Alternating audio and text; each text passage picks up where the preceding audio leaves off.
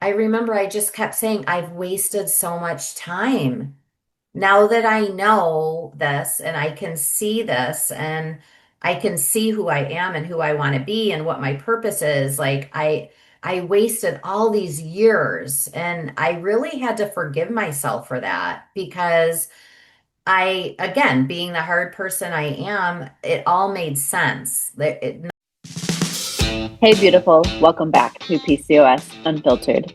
I'm Lindsie, former ER nurse turned health coach and author of Healing Beyond the Diagnosis. Today's episode is raw, it's honest, and it's deeply powerful.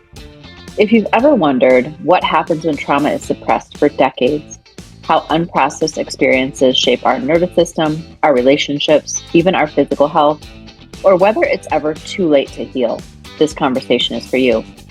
Today, I'm joined by Tracy Smaldino, survivor of a horrific childhood auto accident where she was the only one to live, burned over 70% of her body, and years later, a survivor of sexual assault that she kept secret for over 40 years. For decades, Tracy carried suppressed trauma in her nervous system. She pushed forward, she built a life, she worked in high energy environments, but internally, something never felt settled. In this episode, we talk about what suppressed trauma actually does to the body, survivors' guilt and nervous system shutdown, anxiety, hypervigilance, and living on edge, meditation as the doorway to healing, MDMA assisted therapy and hypnosis as tools for accessing the subconscious, and the moment she realized she had to forgive herself. This isn't just a trauma story. It's a story about reclaiming identity, regulating the nervous system, and becoming your own hero. And if today's conversation resonates with you, especially around nervous system regulation and self-leadership, stay tuned at the end because I'll be sharing details about my live workshop on March 15th that ties directly into this work in a practical, grounded way. As a reminder, the content shared on PCOS Unfiltered is for informational and educational purposes only. The views and opinions expressed by the host and guests are not intended to serve as medical advice. Always consult with a qualified healthcare professional before making any changes to your diet, exercise, or treatment plan. The information shared is based on personal experience and expert interviews and is not a substitute for professional medical guidance. All right, let's go there. Here is my conversation with Tracy Smaldino.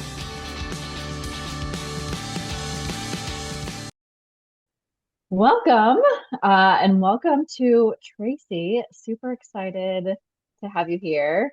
Um, I think this we could probably go deep in this episode, so we're gonna see where it lands. But first, just I want you to share your story. I mean, you have a very, very powerful story. Um, and so yeah, let's just start there. Why are you here? Let's have it unfiltered, right? Yeah, Lindsay, thanks so much for having me on. It's an honor to be on this amazing podcast that you have. And a little bit to go back to my story. I'll give you the high level of it and then you can kind of just jump in if you have any questions because I don't want to ramble on and I can tend to do that. But back a long time ago when I was 12 years old, I was in a horrific auto accident. I was actually the only survivor of an auto accident.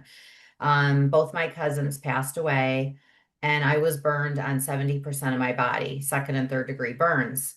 And, it's funny because I don't know if anybody's ever, understands with burns, like you go into the hospital and you go through months and months of skin grafts and surgeries and treatment and healing. And then they let you go home. And then that's where actually your journey begins is once you get out of there and you get home and because you have such a team taking care of you, you don't really have all you need to worry about is getting better. And it was so difficult because there was so much pain involved, like physical pain. And I was in a coma for two weeks and when the auto accident actually happened, I hit my head and we got hit from behind and the car blew up. And ironically, back in those days, like people really weren't wearing seatbelts. If I had had my seatbelt on, I would have been trapped in the car. That was one of those rare statistical blessings that I wasn't. But I hit my head, so I was in a coma. And then when I came out, I didn't even know my own name. I had to learn how to read, write, walk, talk. I couldn't even talk. I had aphasia. So, in you being with your nursing background, you understand all of this. Like I had to learn how to basically do everything all over again, let alone heal. And it was a really tough journey. I spent, imagine being 12, you're getting into your adolescence and you just want to be a kid and have a teenage life. And it was really difficult, but I'm so grateful because I had a lot of my surgery and recovery with Shriners hospitals. And so I would go for like 6 weeks, 6 weeks and 6 week increments with Shriners, and they're such an amazing magical place. And I would go to have surgery, and then I would, my teachers would send me 6 weeks or 2 months worth of schoolwork. So I would go there, and then I'd go back home, and then I'd go for another 6 week round, and it was really it was terrible. I went through this for years with surgeries and everything, but I mean, Shriners, I can't talk enough about them. They're such a magical place and for my family and everything. But I was able to get through all of that, but I got through the healing part of it. I didn't really get through the emotional part of it. I just don't, back then, this was in the early 80s, not to age myself, but this was in the early 80s, and we weren't talking about a lot of mental health issues and trauma and what it does to our nervous systems and how it just basically shuts down our whole body. And so it was very difficult. Like I never felt like there was anybody that could help me on the emotional side of things back then. I did go to counseling, like my parents would have me go to therapy and to counseling, but it never worked for me personally. I never felt, and I don't know if it's because like nowadays it would probably be different because people are so much more informed with trauma now and so much more open to talk about it. But I just never felt back then that it helped. I just felt like we were talking in circles and I wasn't being heard. I wasn't being understood. Nobody really knew what I needed. So it was really tough, let alone having to deal with being a teenager and going through puberty and all that. That's just adds another layer to everything. So I tried to live as normal of a adolescent high school life as I could, but there was another plan. When Mm. I was 15, I was with my friends and we went to a high school party like you do when you're 15, but unfortunately you never know who's going to be there and what's going on. And at this party, I was drugged and gang raped by several boys. So, on top of having to deal with everything with my accident, this happened. Well, when I had had my auto accident, it was a very, very high profile event. And it was it wasn't where I live now, but it was in a different state. And I still believe to this day, it's still the third worst accident in the history of the state. And it was all over the news. And there were every year on the anniversary, they would air the accident again. And it was such a high profile thing and I actually went to a very high profile high school on top of everything. So when my assault happened when I was 15 years old, the last thing I wanted was to be around the police and media. And I had already had all of that dealing with my accident and just trying to survive that. So I just suppressed it. I never told, when that assault happened, I never told a soul because I felt like my parents were going to pull me out of school. Where would I go to school? There wasn't homeschooling back then. Um, I didn't want, and I knew being that it was the very high profile high school that I went to, it would be all over the news. The police would be involved, and I just didn't want that for myself. And everybody knew about my accident, but nobody knew about the assault. I suppressed that for over 40 years. The past year for the first time have been open to talk about this. And that was a huge part of my healing journey. I never even told my parents. I just told my parents and my brother about it in June of last year. That was the first time. And my boyfriend that I have now, he was the one that I really confided in and told him about it. And I knew that I really needed to come out about it and let everybody know about it for me to fully heal. And that was a huge part of everything because not only, with my auto accident had I've been suppressing that for so many years because I never got the help I needed. I had this whole other layer from this assault that happened.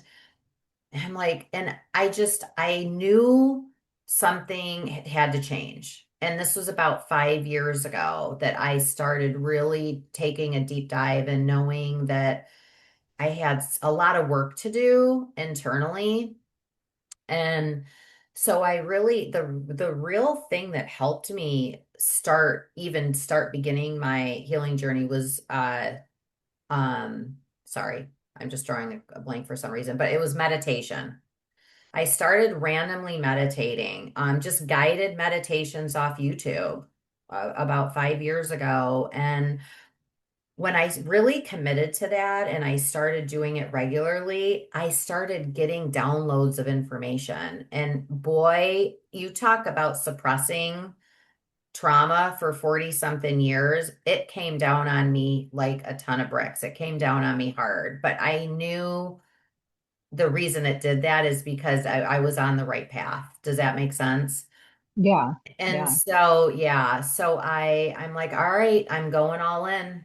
I've gotta do what I need to do. I gotta do it for myself and get past this and just be the best person that I can be for the people that I choose to have in my life and my family and my parents and my brother and everyone, my niece and nephew and even my dogs, they feed off your energy too. And so it's been a 5 year path, like let me just say, and it hasn't been easy, but it hasn't been. I kept saying to myself, like, what I've already been through, I can handle it. I can handle all of this. And so early last year, I started reading this book, and I knew everybody was like, you got to read this book. It's great. New York Times bestseller. I had no idea what this book was about. But I bought it. I was going on vacation, so I bought this book to read. Well, the book ended up being this author ended up being sexually assaulted when she was about the same age I was by a teacher that she had trusted. And her whole journey was how she had suppressed it for 40 years, same thing. And what really got her past her healing journey was she learned about MDMA therapy. And are you familiar with MDMA? Only because we talked once before. Yeah. So MDMA, I'd heard about it. Yeah. yeah, I'm sure people are so like, there's so many different modalities, and there's, mushrooms, for instance. People are doing mushrooms, hypnosis, like the psychedelics or MDMA. When I first read about it in her book, I could have fallen over when I first read about it because something in my heart just told me I need to do this. This is something that I need to do. And so I did a ton of research because I'm like, if I'm thinking about doing this, I go down a huge rabbit hole. So I literally researched for months because I wanted to make sure I fully understood what it was. And the biggest thing with MDMA is you really need to be with, a provider that you trust that can guide you through it. It's very important because you don't want to re-traumatize yourself. Mhm. But I did a lot of research and I found a therapy center near where I live that offers it. And so I talked to the psychologist that runs this therapy center, and I had to do my intake, a lot of back and forth conversations. I had to give all my information to see if she even felt that MDMA would be a good fit for me.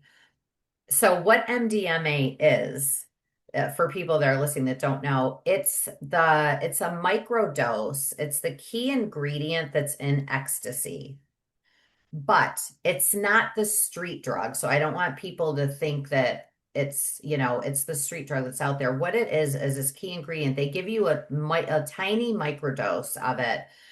And what it does is it kind of gives you a clean slate. It opens up your subconscious so you can see, like my session was 4 hours with her when I did this. And what it does is has you look at things through a lens of love and respect and care, and there's no hatred or anger or anything. You look at it through just this beautiful lens that you probably in your conscious mind wouldn't look through.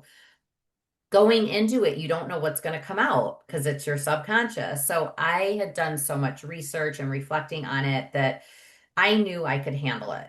So whatever came out, I was ready for it because like I don't remember my car accident because of my head injury and what happened to my cousins, who passed away, and even the assault. I don't remember all because I was drugged. So I didn't know what was going to come out, but I'm like, you know what? What is for me to see, I'm going to see, and I'm ready for it and I can handle it because I've been through all of this already. And the experience was the most beautiful, unbelievable experience. It was truly a gift. And when you go through trauma, you completely your nervous system shuts down. And what this did is it was literally a light switch. It turned everything back on, all those happy chemicals in my body, and just you're like I'm not feel like I'm living on edge or all the time anymore. And I had this in May of last year and it has not changed. Like I still feel the exact same as I felt the day of my treatment. And that light switch has stayed on, and that's just one. I just went through one. I was thinking about maybe doing another one because now that I've seen what I've seen, I would love to dig deeper because I just really want to really get to know myself and to the core as deep as I can go. But it was such a beautiful experience, and it's not for everybody, and it was so funny because when I was driving there, I was so nervous. It was like, when you go on a roller coaster, you're nervous, but you're excited kind of thing. It was the exact same feeling. And we were running late. We couldn't find parking. So by the time I got there, and my therapist, Allie, she's been on my podcast and it was an amazing episode. But by the time I got there, we were running so late. She's like, here you go. She was like holding the pill. I didn't have time to chicken out. So she was holding the medicine and I'm like, okay, I took it and I swallowed it and I was like, oh crap, well there's no turning back now. I've got to do this now. But the way it all happened and my boyfriend drove me because obviously I wasn't able to drive home because I still had the medicine in me, but it was such an incredible opportunity and to be able to see things. And the one thing that I'm really hard on myself. I always have been. And I don't know if it's because of the trauma. I just am so hard on myself. And the one thing that really stood out in the MDMA session was that I needed to find the strength to forgive myself because I had spent all these years completely clueless, not knowing who I was as a person, what my purpose was, the type of person I wanted to be. Can you hear my dog barking? Okay, good. Because he's driving me crazy right now. You can edit that out. But the type of person that I wanted to be, and I look back at another thing you're probably aware is people that go through trauma, they move a lot. A lot of people that have been through trauma move a lot and they like to live in big, loud cities and have like it because what it does is it takes away the attention from having to deal with your trauma and deal with that. Well, guess what? I worked in the music industry. I lived in Vegas. I lived in LA. I lived in New York. you couldn't in working in the music industry, you couldn't have picked a more perfect profession for me to live in this loud life to help mask all the crap that I needed to be facing. It was the perfect storm. And I did. I moved a lot. Like I never felt stable. I never felt secure. And I look back at like the choices that I made, the people that I would allow into my life, into my circle, whether it was a friendship or a partner or even crap you put up with from coworkers, everything. It was all related to my trauma. All of it. It all made complete sense. And I remember I just kept saying, I've wasted so much time. Now that I know this and I can see this and I can see who I am and who I want to be and what my purpose is, like I wasted all these years and I really had to forgive myself for that because again, being the hard person I am, it all made sense. None of it was done intentionally or maliciously or it was just how I coped at the time.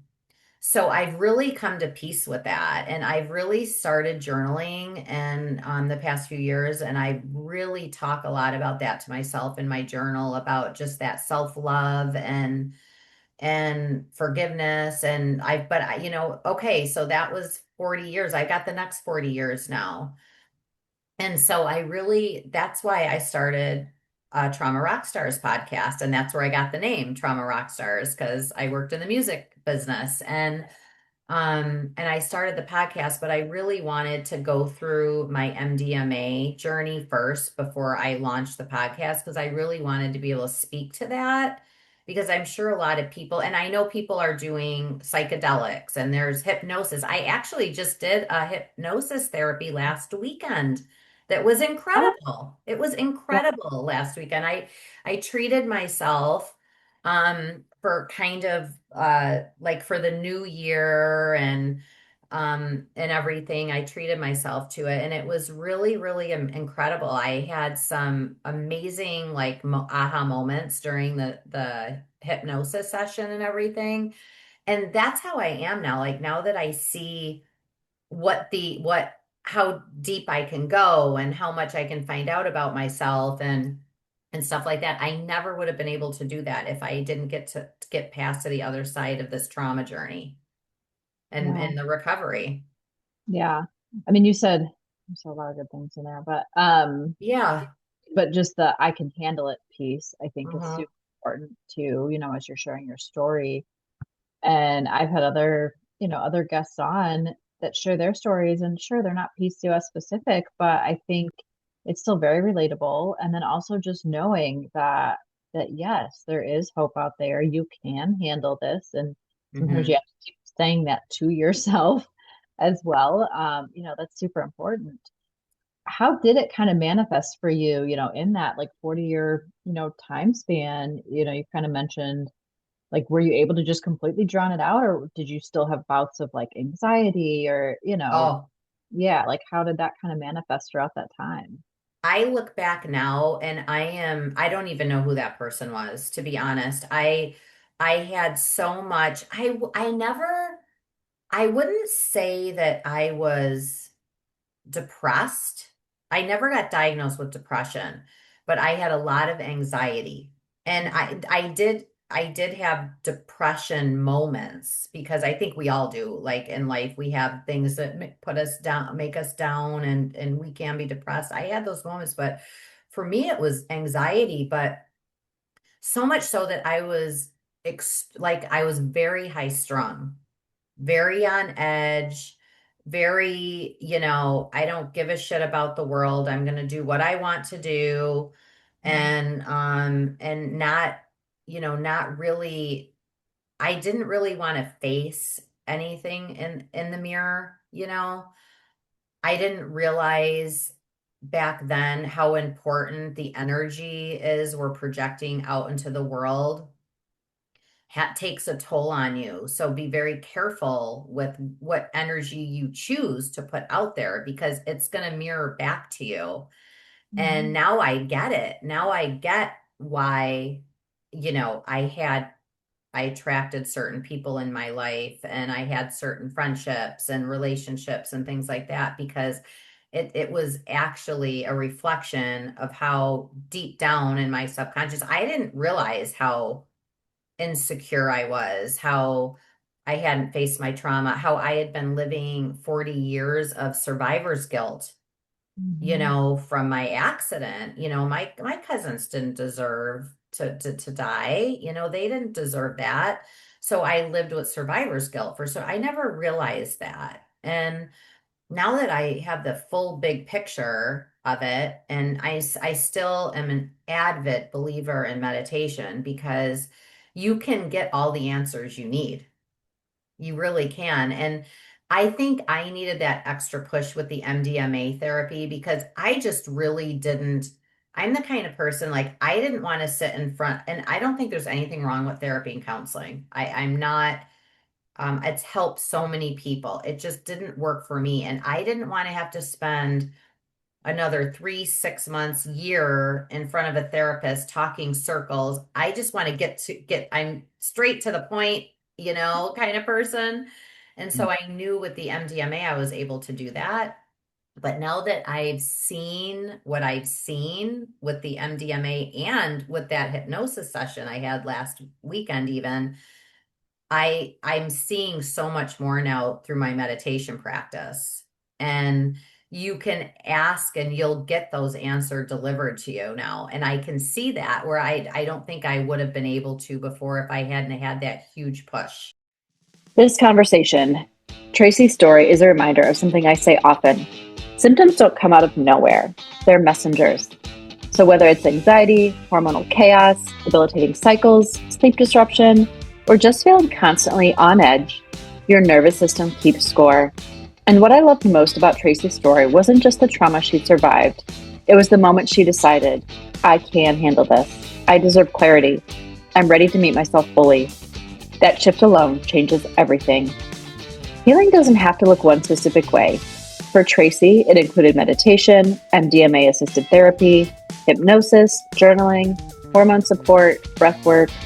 For someone else, it might be talk therapy, somatic work, tapping, nervous system regulation, coaching. But the common thread? You cannot bypass the nervous system and expect the body to feel safe. And that leads perfectly into what I'm teaching next. If today's episode made you realize how much your nervous system drives your choices, especially around food, stress, or self-sabotage, this workshop is for you. Inside From Mindful to Mindful, we're not just talking about mindful eating in theory. We're learning how to regulate your nervous system before making food decisions, identify what kind of hunger is actually driving you, maybe physical, emotional, or stress-based, and create simple rhythms that stabilize blood sugar and hormones. This is where mindset meets metabolism because consistency isn't about discipline, it's about safety. And when your body feels safe, change sticks. You can register through the link in the show notes. We are going deep, but in a grounded, practical way you can actually apply. I hope to see you on March 15th at noon Eastern for our live workshop. Now, lastly, if you loved today's episode, share it with someone who needs to hear that it's not too late to heal. And if Tracy's story moved you, connect with her at Trauma Rockstars on all platforms. Links in the show notes, and let her know what resonated. All right, friend, I'm sending you so much love. Until next time, nourish your body, heal from the inside out, and thrive like the boss you are. You got this.